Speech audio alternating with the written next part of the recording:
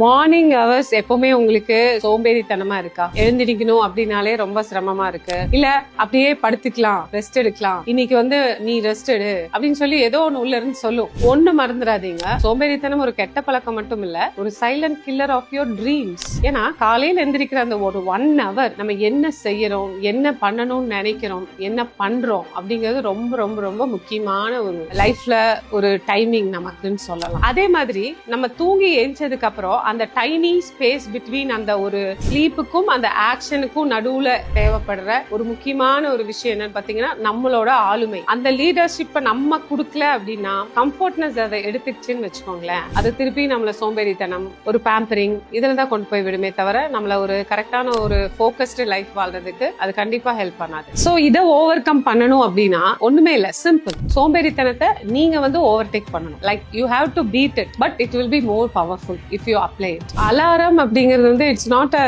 Sound, it's a challenge. அதை accept பண்ண கத்துக்கிட்டீங்க அப்படின்னாக்கா ஈஸியா நீங்க அந்த லேசினஸ்ல இருந்து வெளியே வர முடியும். That is the first step அப்படின்னு கூட சொல்லலாம். அதே மாதிரி make morning promises, like who you are, what you are standing for. இது மாதிரி எல்லாம் நீங்க ஃபோக்கஸ் பண்ணும்போது கண்டிப்பா ஒரு நல்ல மாற்றங்கள் கண்டிப்பா வரும்.